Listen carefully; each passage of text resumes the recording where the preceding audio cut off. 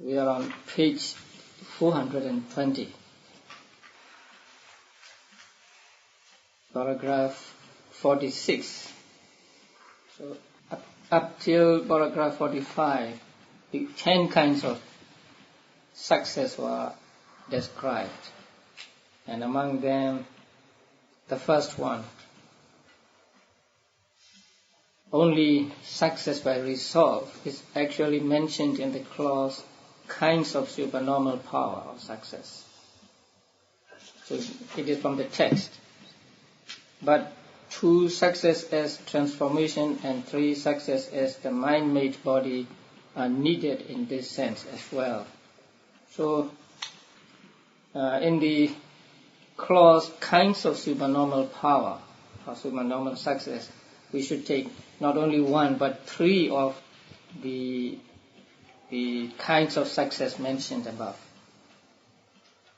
Now the commentator goes on explaining the other clauses in the text. To the kinds of supernormal power, that is, to the components of supernormal power or to the departments of supernormal power, that means the constituents of supernormal power. He directs, he inclines his mind. When that bhikkhu's consciousness has become the basis for direct knowledge in the way already described, he directs the preliminary work consciousness with the purpose of attaining the kinds of supernormal power. He sends it in the direction of kinds of supernormal power, leading it away from the kasina as its object.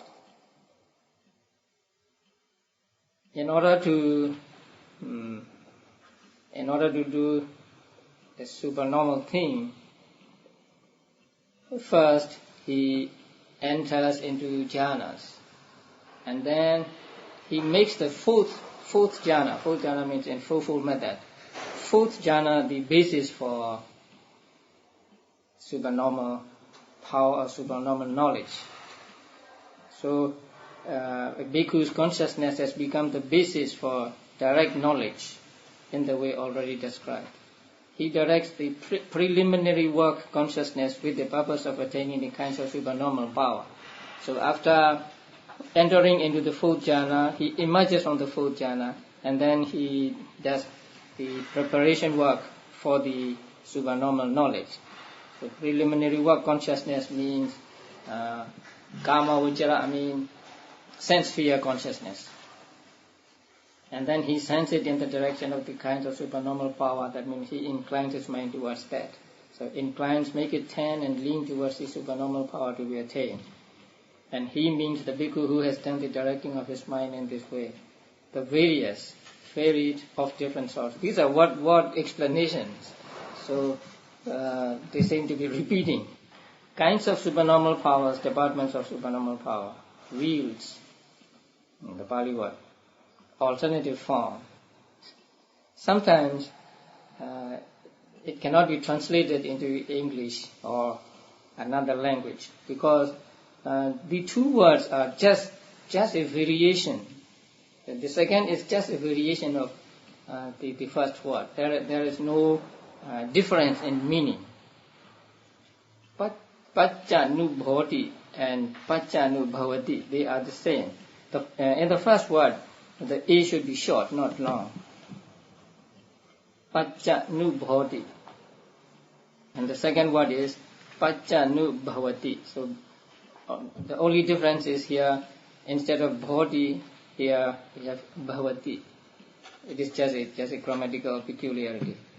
The meaning is that he makes contact with, realizes, reaches. Now, in order to show that variousness, it is said, having been one. Now we have to read this because the commentator is going to explain one by one the different kinds of supernormal powers a monk may perform. So having been one, he becomes many. Having been many, he becomes one. Actually, this text is not given in full in the Visuddhimagga because the commentator takes it that his readers already know this passage. But we are lucky that the translator gave us a full text here. So that is why it is included in the brackets. So, having been one, he becomes many. Having been many, he becomes one. That means he multiplies himself. He will create many likenesses of him, 100, 1,000, and so on. He appears and vanishes. He goes unhindered through walls, through enclosures, through mountains, as though in open space. He dives in and out of the earth, as though in water. He goes on unbroken water, as though on earth. So he's walking on the water. Seated cross-legged, he travels in space like a winged bird. With his hand he touches and strokes the moon and sun, so mighty and powerful. He wields bodily mastery even as far as the Brahma world. So this is taken from the discourse Digha Nikaya. Then the commentator will explain one by one. Having been one, having been normally one before giving effect to the supernormal power. So a monk is only one, but here he is going to make likenesses of himself to create images. So he becomes many, wanting to walk with many, or wanting to do a recital, or wanting to ask questions with many. He becomes 100 or 1,000. How does he do this? He accomplishes 1, the 4 planes, 2, the 4 bases or roads, 3, the 8 steps, and 4, the 16 routes of supernormal power. And then he resolves with knowledge. Here planes means something like stories, 1 story, 2 story high, and so on. That the Pali word used is bhumi. So bhumi can mean planes, planes of existence, as well as floors in a building. So first floor, second floor, and so on. And these 4 planes should be understood as the 4 jhanas. So 4 jhanas are said to be the 4 planes or 4 stages of the supernormal power. And 4 here means according to 4-fold method. For this has been said by the general of the Dhamma, that means the elder Sariputta. Sariputta was said to be, his other monks call him the general of the Dhamma. What are the 4 planes of supernormal power and so on? And this is taken from the Patisambhida Magga. You will find the reference a few lines down, PS 2205.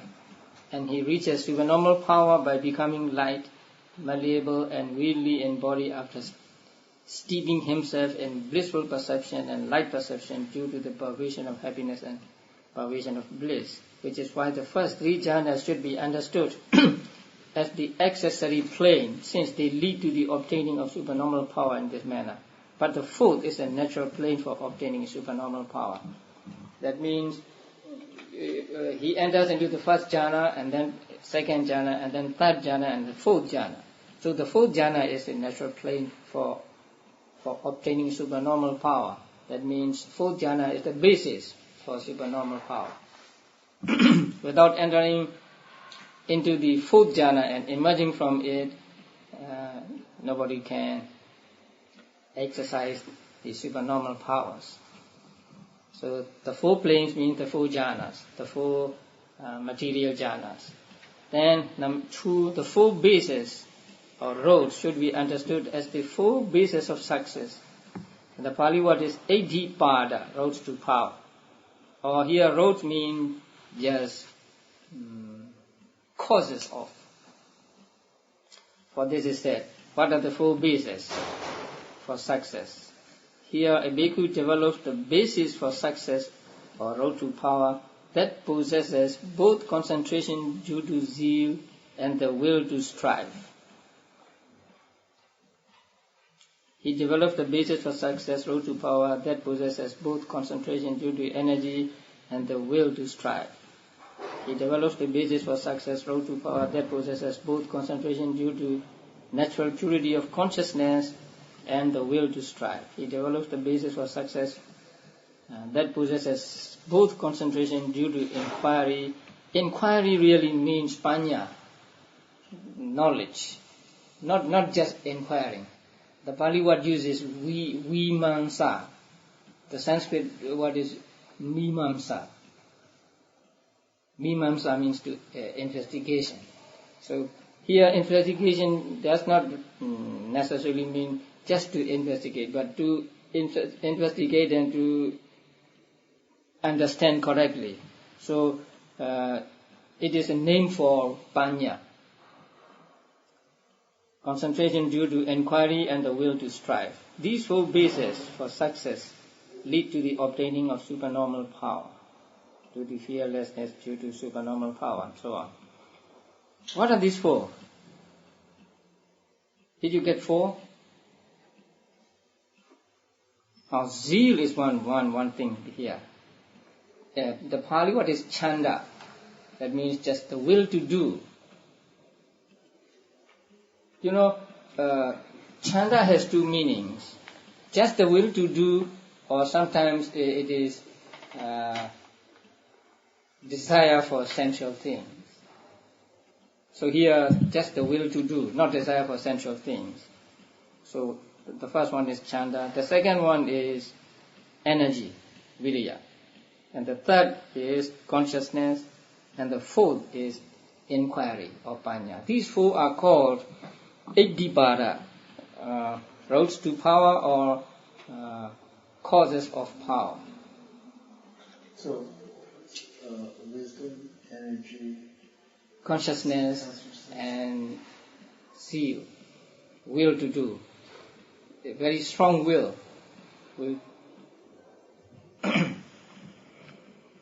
So a person has to develop these four qualities in order to get supernormal power.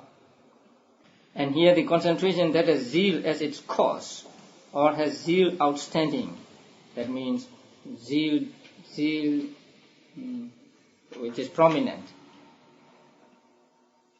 is concentration due to zeal. This is a term for concentration obtained by giving precedence to zeal consisting in desire to act, just the desire to act, not attachment to sensual things. Will formation as endeavor is will to strive. This is a word explanation. This is a term for the energy of right endeavor accomplishing its full function. Among the 37 constituents of enlightenment, we have four great efforts. Right endeavor, here it is called right endeavor. So four kinds of right endeavor. That is trying to get rid of the akusala which have arisen in the past, and then avoiding akusala and getting kusala and developing kusala. So with regard to akusala, two kinds of endeavor, and with regard to kusala, also two kinds of endeavor. Possesses is furnished with concentration due to zeal and with the four instances of the will to strive. Road to power, basis for success.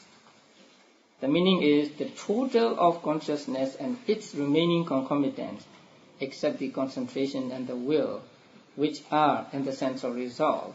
The road to, basis for the concentration due to zeal and will to strive associated with the direct knowledge consciousness, which latter are themselves termed power, success, either by treatment as protection or in the sense of succeeding, or by treatment in this way, being succeeded by its means, that they are successful, they are enriched, promoted.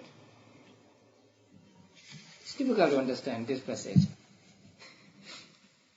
Now, this word, road to power, has two words. Road and power. In Pali, 8D and Pada.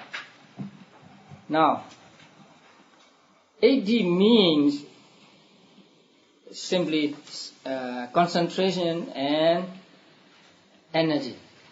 So they are here called 8D, success or power. And Pada really means they are basis. Although here it is, yes, basis for success. So they are basis. And their basis is what? Consciousness and its remaining concomitants. It is not accurate here. The remaining consciousness and concomitants. In order to understand this, you have to understand, say, the consciousness called supernormal or supernormal power consciousness. When a person achieves this power, there arises in his mind a kind of consciousness. So that consciousness is called supernormal power consciousness. Now, along with that consciousness, there are mental factors, many mental factors. So among them, the two, concentration and energy, are called 8D here, called power. And then the consciousness and other remaining concomitants are called road here, Pada. So by the compound word 8D Pada is meant the supernormal knowledge, power, consciousness and its concomitants. So the meaning is, I think the total is not good here. And there is no word for total in the original. The consciousness and its concomitants, except concentration and the will. Will here means actually energy. Which are not chanda, actually it is energy. Which are in the sense of resolve. Also here, in the sense of basis, not in the sense of resolve.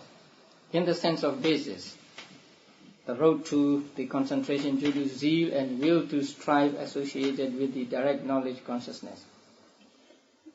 The will to strive. Will to strive means chitta? No, it is energy. I mean effort. It is explained where 80 pada. So will to strive really means striving. So what Pali word is that the translation of will to strive? Virya? The word used here is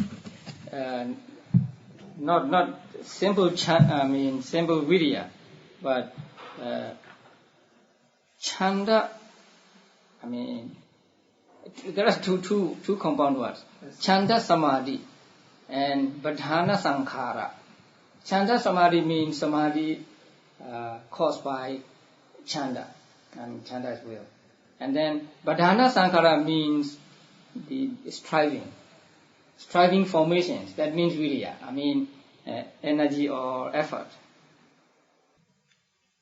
They are explained in paragraph 51. Concentration due to zeal, will to strive. Will as endeavor is will to strive. So it is not chanda here, but it is virya. So concentration and energy are called 8D here, and the consciousness and other concomitants, the remaining concomitants are called road or pada. So 8D pada.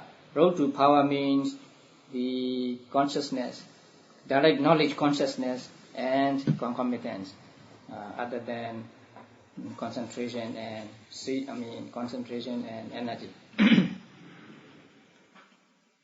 This is also just what explanation.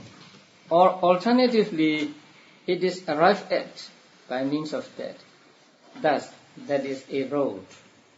and it is reached is the meaning. That means the meaning of arrived at. So Iddhiyapada, resolution of compound. This is a term for zeal, etc., according as it is said. Here, Iddhiyapada is made to mean the four things. The same for will to do, energy, consciousness, and inquiry or panya. Well, which is the Pali word for the consciousness in those four? Citta. Oh. Yeah.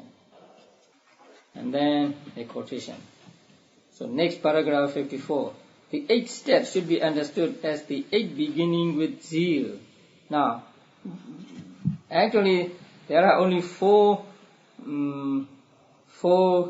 roads to success. But here, the concentration is combined with each. So we have here 8. So if a bhikkhu obtains concentration, obtains unification of mind supported by zeal, then the zeal is not the concentration is not the zeal. The zeal is one, the concentration is another. So we get 2 here, zeal and concentration. And in the next sentence, if a bhikkhu is supported by energy, we have energy and concentration. And then in the next, we have consciousness and concentration. And last, we have inquiry and concentration. So there are 8 steps, or 8, like we can call them 8 causes again. So these 8 steps also one has to perform. Just trying to get into jhana and then developing them. Now the paragraph 55, the 16 roots, the mind's unperturbedness should be understood in 16 modes, what this is said. So here the 16 modes are given. What are the 16 roots of success? Undejected consciousness, this is one. Unrelated consciousness, it is another. Unattracted consciousness, so on and so on. So there are 16. Among them, about the middle of the paragraph, there is the what barriers. Consciousness rid of barriers is not perturbed by the barrier of defilement. Now, here consciousness with barriers means the distractions coming in between the moments of samadhi, not the moments of samadhi following one after the other. There are something like some buffers between the moments of samadhi. So when a person in samadhi is not yet good, then he will have these distractions or thoughts coming in between the samadhi moments. So if it is like that, it is called consciousness with barriers. And if samadhi is one uninterrupted flow, then it is called consciousness rid of barriers. So here consciousness really means consciousness accompanied by concentration, concentrated consciousness.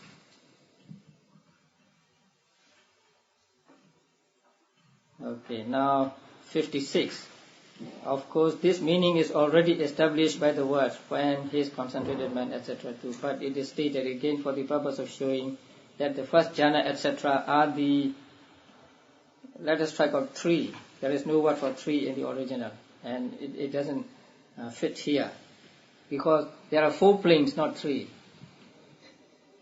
So the first jhana, etc. are the planes of success to supernormal powers, basis of, steps of, and routes of success to supernormal powers.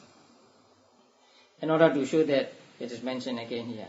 And the first mentioned method is the one given in the suttas. But this is how it is given in the Visuddhimagga. So there are two kinds of treatment.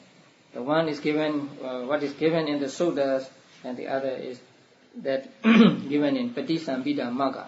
Visuddhimagga is said to be later than the suttas, but it is ascribed to the Venerable Sariputta.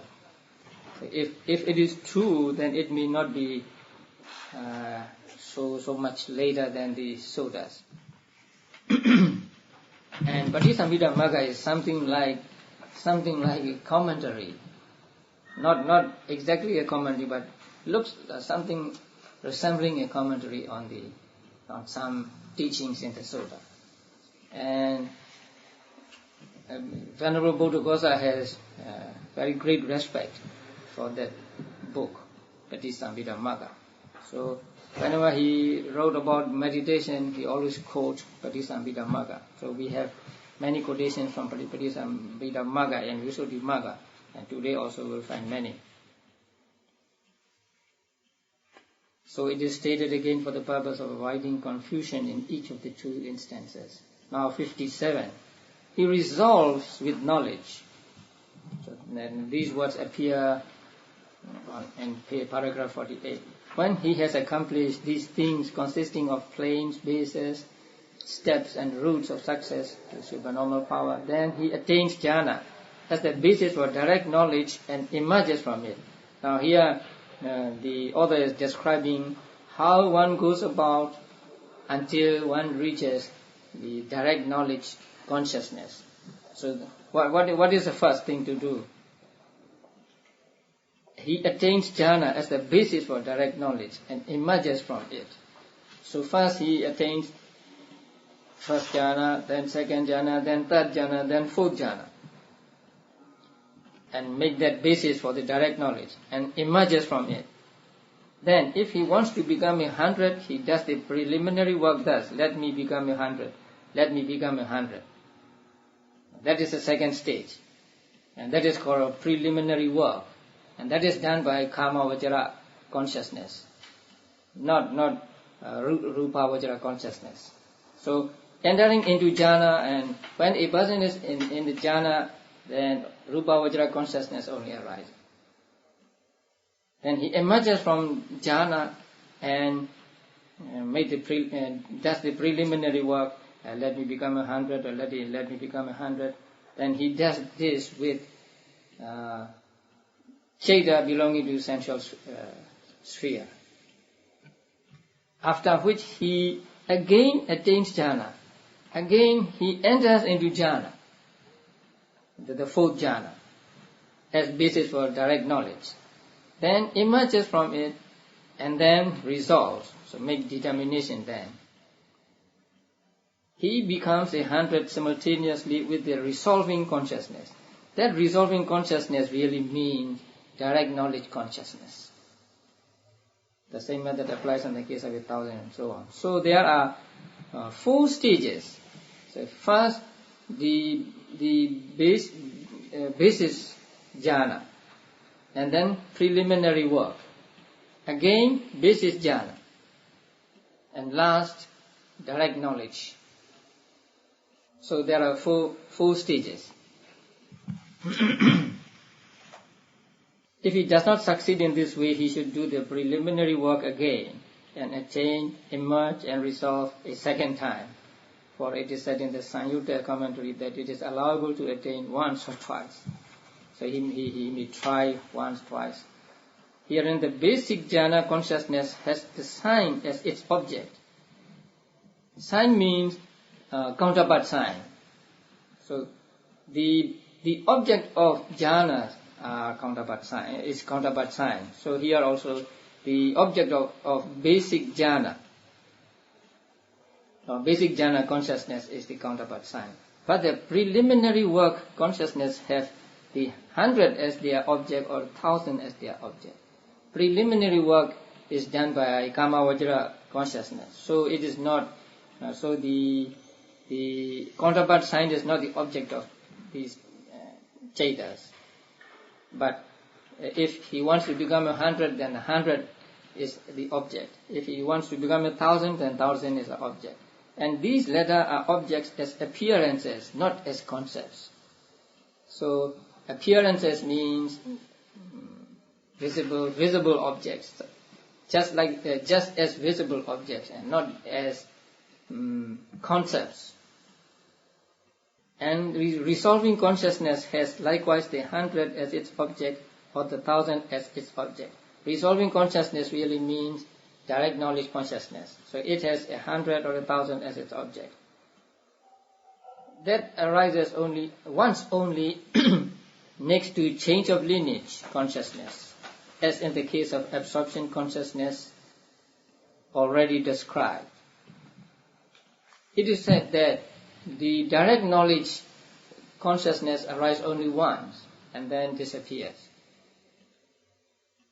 Jhana consciousness, at the first attainment, then it arises only once and then disappears. And later on, when that person wants to spend some time with jhana only, then he enters into that jhana. And at that time, jhana consciousness may, one jhana consciousness may follow the other in succession for, say, 1 hour, 2 hours, or the whole day. Now, this direct knowledge consciousness arises only once. It is actually a kind of fourth jhana consciousness, but not the same as fourth jhana consciousness, but it is reckoned as the fourth jhana consciousness. But the difference is, it does not take the sign, counterpart sign as object. It takes the 100 appearances or 1,000 appearances or whatever may be. So that is the difference. So is it the same object with the counterpart? Yeah, same as a preliminary, right? Here the preliminary consciousness takes 100, 1,000 as object. So the direct knowledge consciousness also takes that object. And it is fine material sphere consciousness now, belonging to the fourth jhana, right? This page will be important for Abhidhamma students when they read the ninth chapter. In the 9th chapter, the direct knowledge is treated very briefly. So you can take something from here. Now, I'm not clear about it. It seems like that's a concept. I'm not understanding the difference between appearances and... Appearance means, paramattha, ultimate reality. Mm-hmm. Yeah. So what it takes is something like color. When we see something, we actually see color. We see with our eyes color, and then we think we see a form or a shape, and that is we think we see them, or we see with our manodvara. Mentally we see the shape or form, but what we really see is the visible data. So in the same way, what the preliminary consciousness takes is the visible data, not the concept as a man or a monk or something like that. Normally one, he adverts to himself as many or 100 or 1,000 or 100,000. Having adverted, he resolved with knowledge, let me be many. He becomes many, like the Venerable Chula Pantaka. And here he adverts is said with respect only to the preliminary work. Having adverted, he resolves with knowledge is said with respect to the knowledge of the direct knowledge. So here we call abhinya. Consequently, he adverts to many. After that, he attains with the last one of the preliminary work consciousness. Here, I think with the last one can mean at the moment of the last preliminary work consciousness. So I think we should say after that he attains after the last one of the preliminary work consciousness. So there are 4 or 3 moments of preliminary work consciousness, and then there is direct knowledge consciousness. So not with the last one, but after the last one, he attains the direct knowledge consciousness. After emerging from the attainment, he again adverts thus, let me be many, after which he resolved by means of the single consciousness belonging to the knowledge of direct knowledge. So the direct knowledge consciousness arises only once, which has arisen next to the 3 or 4 preparatory consciousness that have occurred. Preparatory consciousness means preliminary consciousness, 4 moments or 3 moments, and which has the name resolve owing to its making the decision. So the last one is called resolve. This is how the meaning should be understood here. So in a thought process for abhinya, then there will be 4 or 3 kamavajra moments, and then the 4th jhana. And that 4th jhana they are called abhinya, direct knowledge. And then life continuum follows.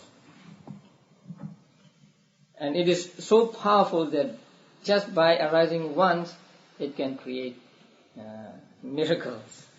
Like the Venerable Chula Pandaka is said in order to point to a bodily witness. Bodily witness really means direct witness, not hearsay, something like that. So bodily witness of this multiple state, but that must be illustrated by the story. So here we have the story. I think I've told this story many times. Chula Pandaka. So he was very, very dull. He was born very dull. So he could not even learn the 4 lines of his 4-line stanza in how many months? 4 months. So even it is said that he learned one line for 4 months. I mean for 1 month, and then he got that 1 line. Then he goes to the next line. So when he goes to the next line, he lost the first one. So after the 4th month, he had nothing. So his brother said, "You are useless in this dispensation," and he expels him from the monastery. Now his brother was an arahant, but yeah, he seemed to be angry with him.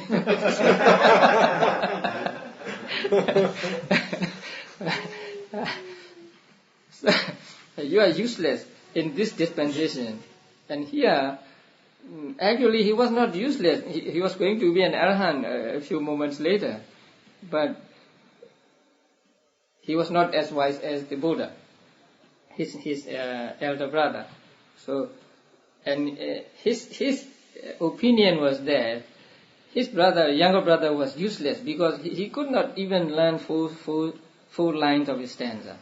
And if he could not learn, then he won't be able to practice, because in order to practice you have to know something. You have to learn something from the teacher.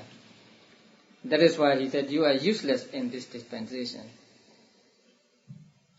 But Buddha will turn him into a very useful disciple.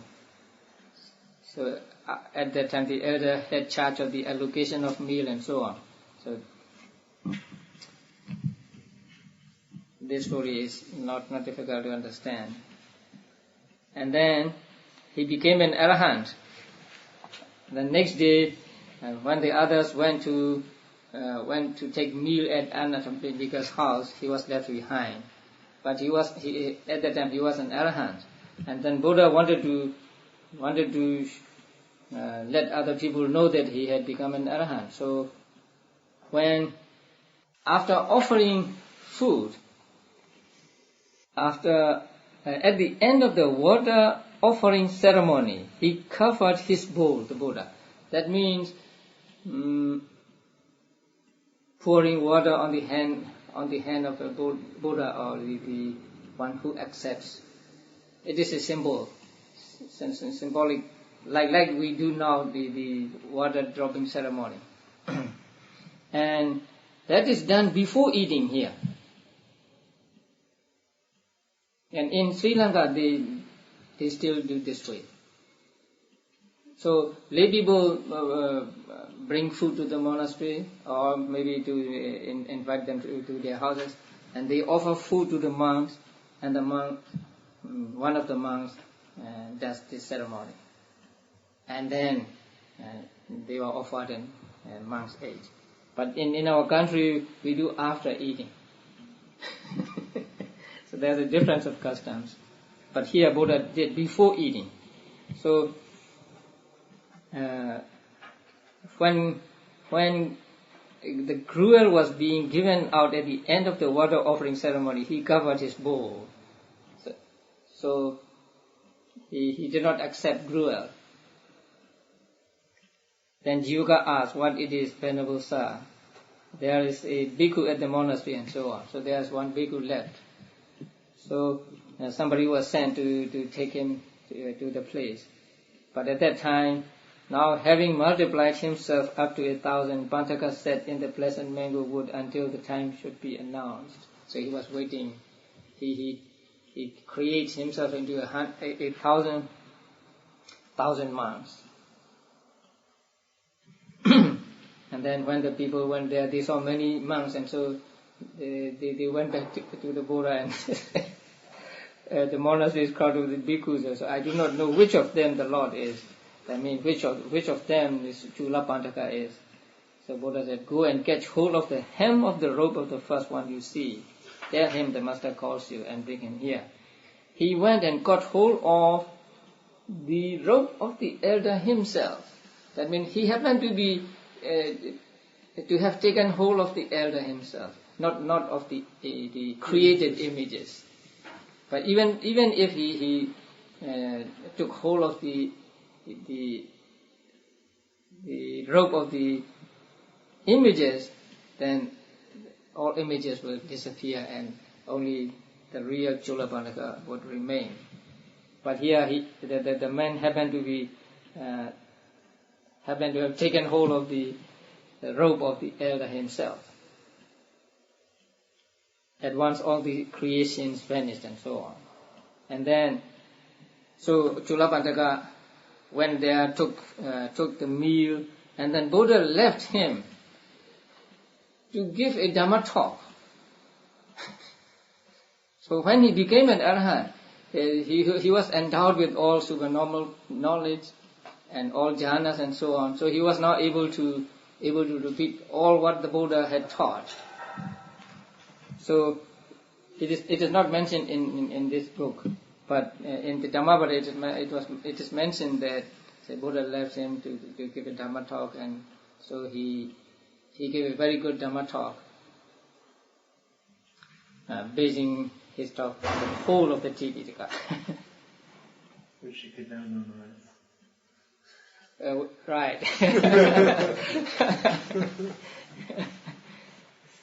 So this is the story of Chulapantaka. We'll have many stories today. The many who were created there were just like the possessor of the supernormal power, because they were created without particular specification. And if there is specification, then they will appear as specified. So if there is no specification, then all creations will be doing the same as the monk does. If he's sitting, they will all be sitting. If he's walking, they will all be walking. But Chulapantaka did not do that way.